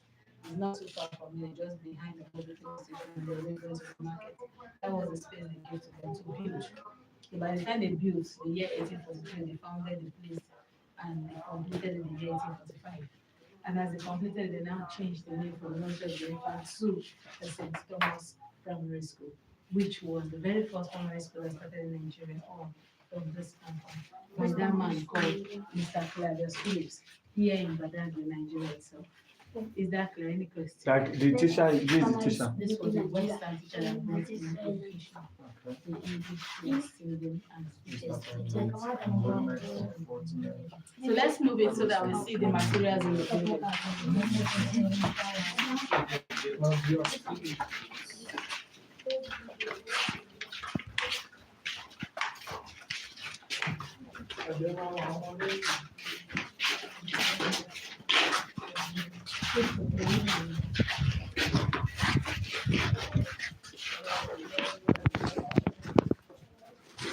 check out that's the iron. It's a long length.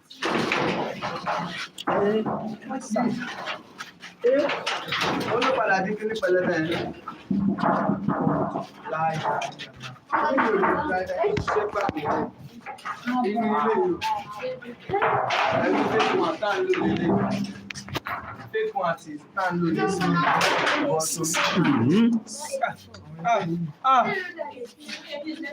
just touch last one.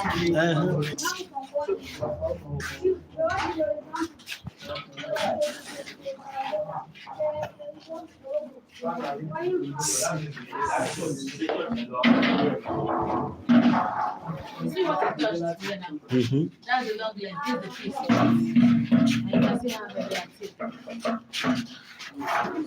Yes. They're all shaping. You know the nails.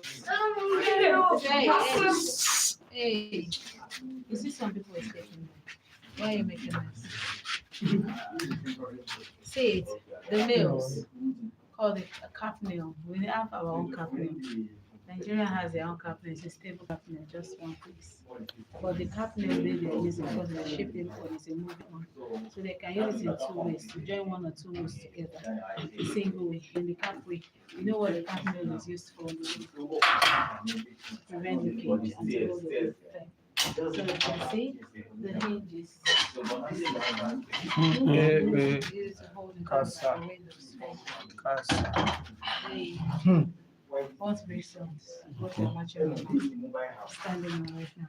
And see how heavy and thick it is.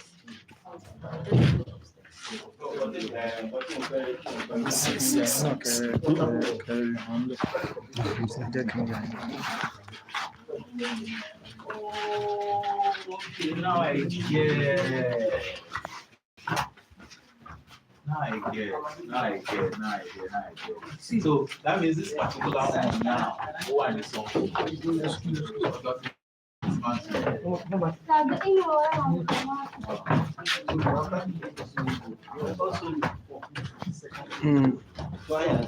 Ben.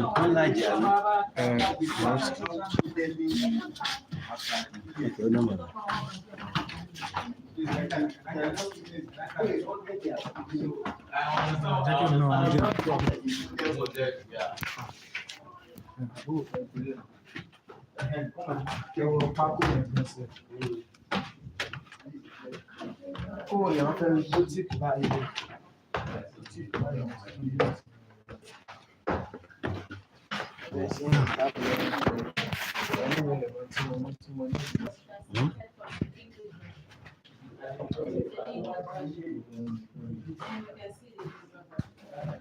And we know the person that translated it. No. Oh, then, so yes. Don't rest on the table. You should know it because it's history. It's history. The first person that translated the Bible from the English version to the Yoruba version is this Bishop Samuel Ajayi. Bishop Samuel Ajayi. You've heard about him. Ajayi Kenya. Ajayi Crowder. He was the one that translated the Bible. This is where he came. He joined the missionaries to interpret for the missionaries. Then as he got here, they gave him this room. This is where he stayed. So he stayed there for 3 years and translated the Bible. 3 years. And this is the first Bible that came into Nigeria by the man called Reverend Henry Branson.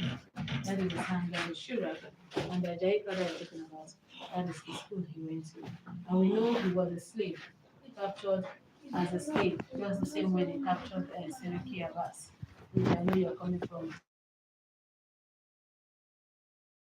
You've gone to Seriki Abbas, you got the story about Seriki Abbas before his master now freed him and he became his own master himself and selling slaves. So by the time he got him, he did the work, the translator. He decided to translate the Bible from the English version to the Yoruba version in this room for 3 years. So let's move on.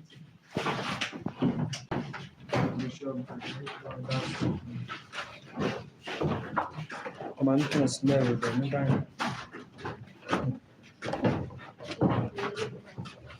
It's not as good.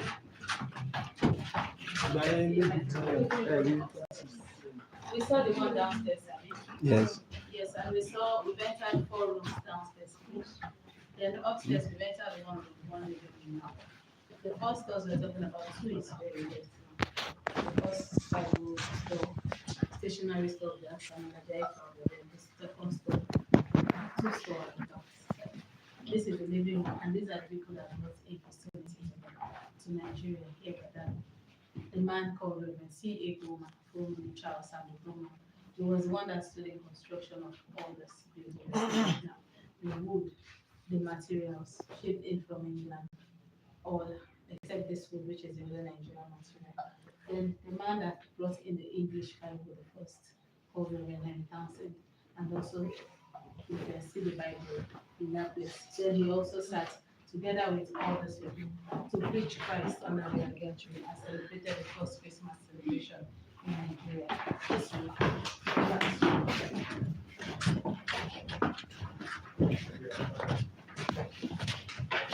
This is called the vigil room. This is the room where missionaries kept their vigil all night. So we can see the picture of the first church. That was how the structure was on the land outside there. And you see, this church, yes, that was the one. So the little space we found it. That was where it was being built. That was the first church from CM's church, unlike the Anglican church and other churches. Then it was the man Henry Townsend that built it. This room was their prayer room. It was where they kept their vigil. And also the last chest that they said in the year 1878. And also the first bank in Nigeria was also built. First bank in Nigeria. The name Nigeria was also from this compound. The name Nigeria by the woman called Flora Shaw. Flora Shaw was the one that named our country in this environment. And also the national anthem we are singing today was also being sung in this environment. Here we have old currencies. I'll bring it out. The old currency spent back then is what we still have in this cage today. And it's the same, which is called the first bank in Nigeria. This first bank in Nigeria. We have the first bank of Nigeria. Yeah, no. Yes. First means of saving money. Yes. This was where they started, and they are the same missionaries, the one that brought it up, that taught them how to come out and save their money in a safe place. So this were the currency they spent back then. This is cowrie, and this is called Manila. Manila. So this one too is also currency. Materials, it's metal. It was used in exchange of 40 slaves. 40 slaves? For this thing? These are 2 types, the bigger and the smaller one. So the bigger 100 slaves, this small one 40 slaves. And this one is cowrie. If you check on your 100 naira note, you're going to find it there. The big and the small cowrie, the big and the small Manila. It's branded on the 100 naira note. So it's showing that if today is being changed, they will still be branded because they want us to remember what our forefathers spent all back. So thank you very much. Thank you. Downstairs, to hear more about the well, let's go this way. Àwọn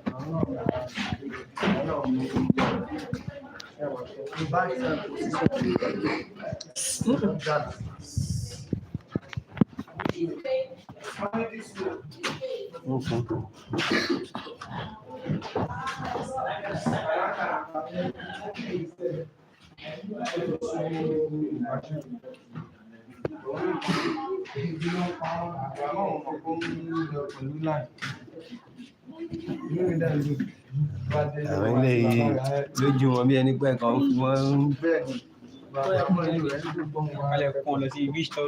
tán lómi àwọn àbókí wọn wà mẹ́rin omi ni àbókí máa wà kọ́ mi kókò sómi ìlú wọn òsómi ilẹ̀ haúsá òsómi nọ́ọ̀tì Bíṣì náà máa sábà lọ ìgbò ìjọ rẹ̀. bíṣì ni kò sí bíṣì nọ́ọ̀tì.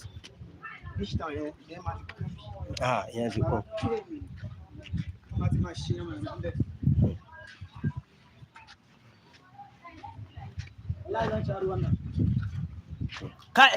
Kí ló ń ṣọmọ ibà? Ẹ sún mẹ́yìn kúrò lábẹ́ everybody má fara kàn ẹ má fọwọ́ kàn. Ó ti dàbẹ̀ ẹ máa gbọ́ nǹkan tó ń sọ rẹ̀. Ọ̀ya. So this is the well. Built by the missionaries. You can see the well, right? So it's built by the missionaries. What's here? Can you read what's Abraman. Just CMS well. dug in 1842 called Miracle Well.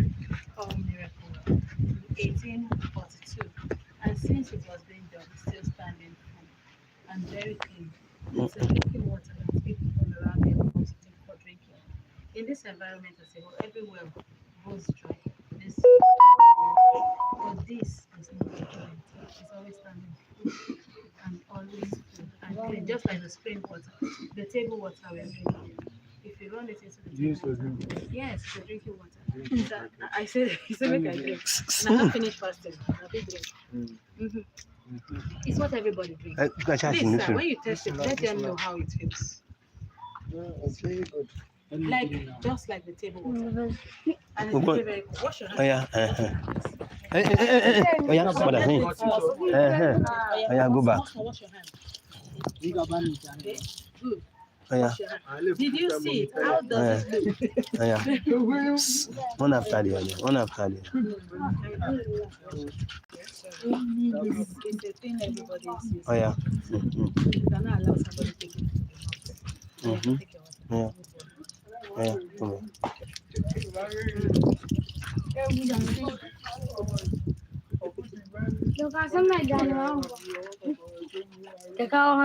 Mm-hmm.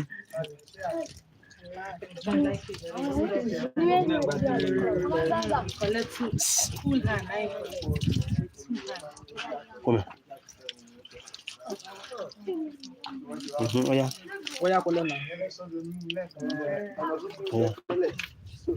Oh my God! Come. Oh yeah, come. Sorry. I understand how you want to do it. Yeah, put your drink your thing.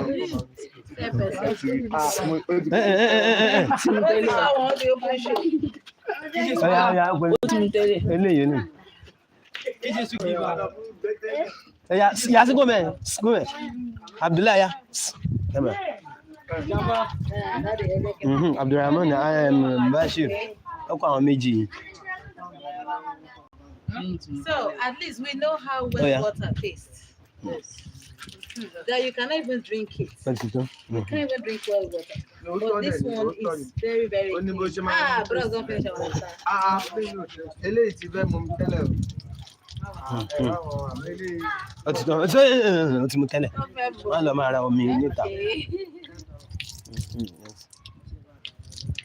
So we can feel the water. Spring, just like spring water. Yes. And that's why the Father, one miracle I want you people to know. Okay. Everywhere here, because of the closeness to the lagoon, all of them have iron dancing in it. I don't know if this man knows about it. Because you said you're you stay around this area. All of them goes as I stay behind our jingle. Wow. They come as far as that to come and take water here for drinking. Everybody. So all the wells here is only this one that is taking water. And only this one has never gone dry. It does not have salt with it taste because it's close to the lagoon. They all have salt in it. It does not have iron dancing on it. We almost have like yellow water, colored water. Yes, but this is good. We even tried digging it so that people will not disturb our toes. Look at under that tree. You see a borehole. Okay. We dug there so that they can put tap for them outside. Still colored water. They did this same thing. They found iron. Look at it within compound. And they dug this. And it's very good. So, that's the space of the first church. Thank you very much for coming to First Church. Thank you very much. You can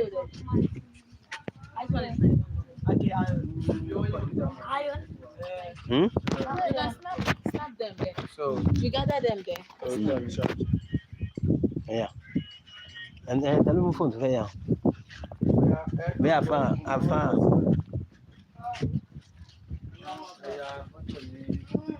Video ní ká ara ṣe short video. This is kan dúró sí báyìí.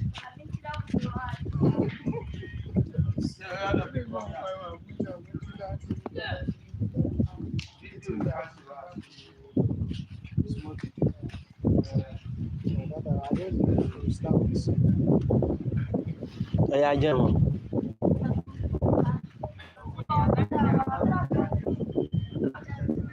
Hey.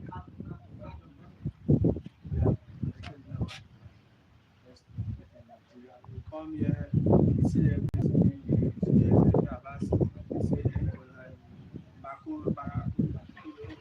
What is the name of that? Barakun. Barakun.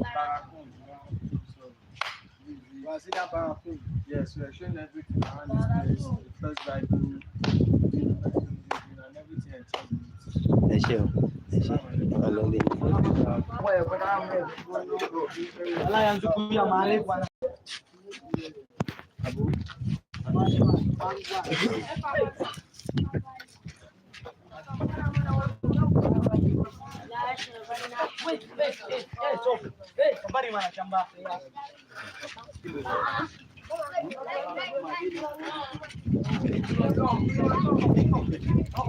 Ó tutù ọ̀.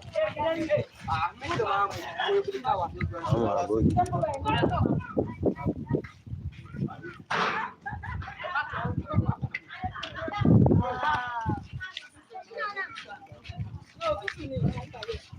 Ọ̀yà èló náà pè? Èló náà pè? 600 báàgì àbí?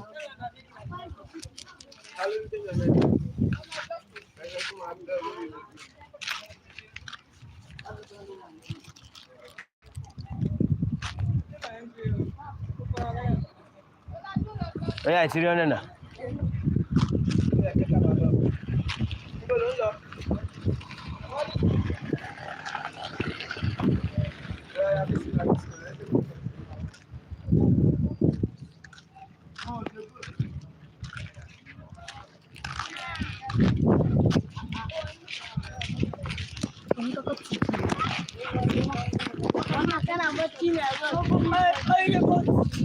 Orí ẹ̀ máa ń dá mi.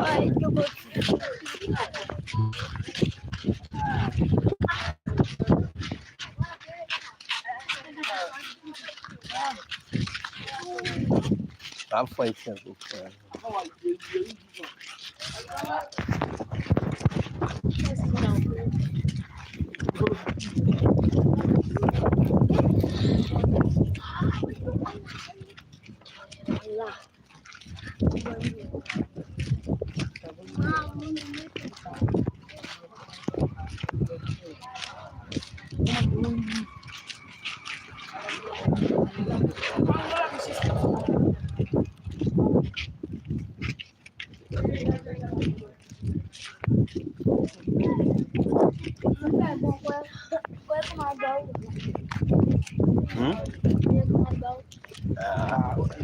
Àwọn tó ń sọ̀rọ̀ yẹn ta ló fẹ́ fún wọn sára?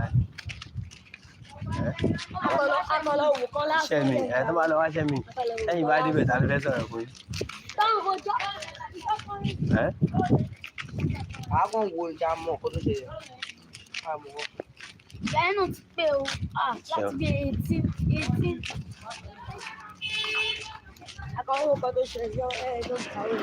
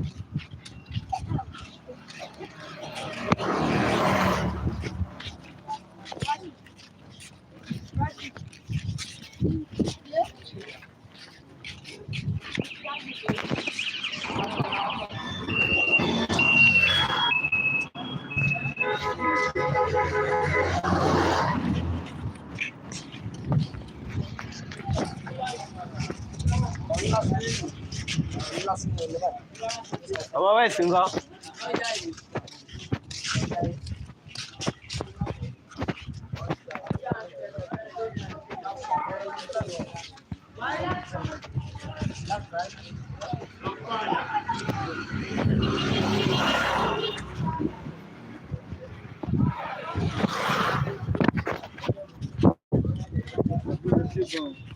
Aláǹtẹ̀ bá tẹ̀lé wa báwọn rẹ̀ láti ẹ̀sùn mọ̀ pé a lè gbádùn ọ̀tá ilé expensive ọlọ́run ló máa ń bá lákọ̀ ìṣàlẹ̀ yìí náà. àwọn ìṣàlẹ̀ wa dé dájú àwọn ìpínlẹ̀ báwọn ẹ̀ tí mo tún fún yẹn kan mọ́ táwọn ẹ̀ ń ṣe ṣe lédi ẹ̀ táwọn ẹ̀ ń ṣe táwọn náà fẹ́ jẹ lásìkò yìí náà ni. ẹ̀ṣẹ̀ yẹn tó wà yẹn ilé ká mọ̀ nígbà yẹn ó sọ fún wa pé normally ìjọba wọn fi wá sílé ìjọba ń sọ fún wa free long term ṣàlàyé fáwọn yìí but ìjọba ò consider maintenance bíbà. wọ́n ti tún bí ìṣe first story building kò ní báyìí rárá tẹ́lẹ̀ gbogbo ṣíà yẹn ẹ̀rí gíláàsì yẹn kò sí mẹ́ tẹ́lẹ̀ gíláàsì kan kó báyìí sí yẹn kò sí mẹ́ tẹ́lẹ̀ kò sí gíláàsì yẹn bẹ́ẹ̀ yẹn kàn wá lórí tébù onírin kan ṣíà kan gbé hang yẹn ó wà ní oko àwọn agbègbè wọ́n ti tún bẹ̀ ṣe gan wọ́n ti tún bẹ̀ ṣe gan. ọ̀rọ̀ nígbà kan máa ń ga ó ní àníwọ̀sẹ̀ tó fún àwọn structure yẹn. skies ẹni china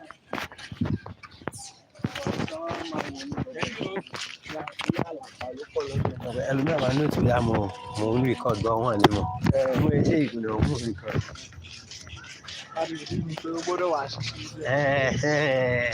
a ò fẹ́ record bọ̀ mo record wọlé mọ́ ẹ wọ̀dọ̀ àwọn sàkàdé rẹ̀ kàn mo record bọ̀ ńgbà tó rí pé ṣe báyìí ẹ ti kẹ́kẹ́ kéré ló ń bọ̀ ọ̀pọ̀lọpọ̀ mo record àwọn prison náà lè nílé wọn ẹgbẹ́ ìgbòho láwọn náà training inmate house ni.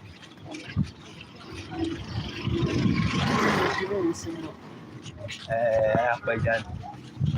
pé ìlú Badagry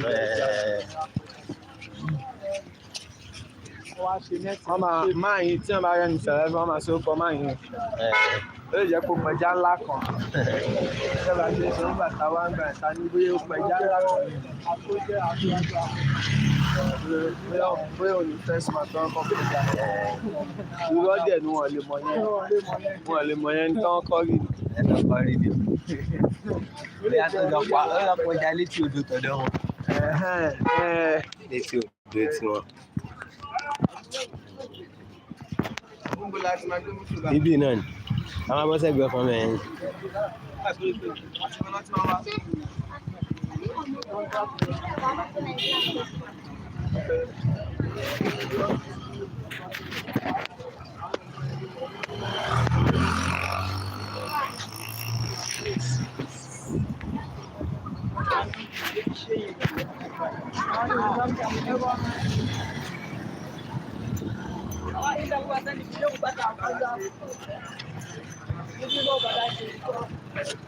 Manu, come back here.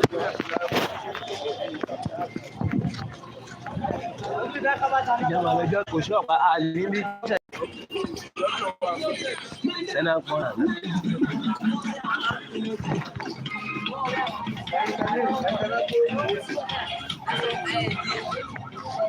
Lalu saya membaca apa?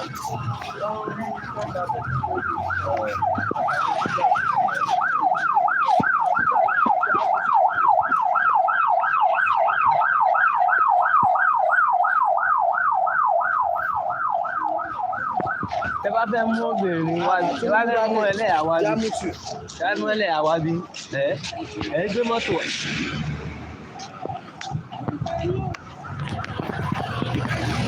Tẹ́ bá fẹ́ ẹlẹ́yà wá bí, ẹ gbé mọ́tò dání. Bẹ́ẹ̀ ṣé ògbó orin ta ni wọ́n lè ẹ̀wọ̀n yẹn náà tó ń pè mí pé ẹ ti tẹ̀lé ẹ̀dá ó ti gbọ́ bí wọ́n ti sọ bí ta lọ. Òun náà yẹ ẹ lọ ẹ̀dá gbèrè tó mọ̀ pé tó bá ti gbọ́. kí ni bọ́ọ̀bù yẹn lélẹ̀. Kí ni gángan ni o? Àní sára o. Àbúrámọ̀ tó náà bá gbọ́ lẹ́ẹ̀kan ẹ̀ tí mo sọ pé ibi báyìí mo lọ. Bọ́ọ̀bù nìyẹn bọ́ọ̀bù ayé ìgbà yẹn. bébí báyìí mo ń lọ náà máa ní àwọn náà fẹ́ lọ ṣé ẹ̀ máa ṣe gbogbo wàá lélẹ̀ bí tẹ́ ti ń ṣe irú ìdájọ́ ṣe pọ̀ sí bá. ó ń lọ mo lè pọ́ọ̀sẹ̀ mo mọ̀ máa pọ́ọ̀sẹ̀ yìí mo lè pọ́ọ̀sẹ̀ tí bá ṣe àti tourism mo mọ̀ máa pọ́ọ̀sẹ̀ mo ń take àwọn area view ni nǹkan tí mo ṣe ni la máa ń pè ní area view nínú fíìmù ẹ̀ ọ̀kẹ́ tẹ́ bá ń ṣe fíìmù lọ tẹ́ bá ń wo fíìmù ẹni tán yanu lé ẹ̀kọ́ tán lọ sí òtútù bí lọ ní mọ́tò kan lọ ni bẹ́ẹ̀ni a máa ń di ìyá ní area view náà pè é bóyá ókè o jẹ́ ká máa lọ ẹja lọ sọ́jà ẹ̀kọ́ tán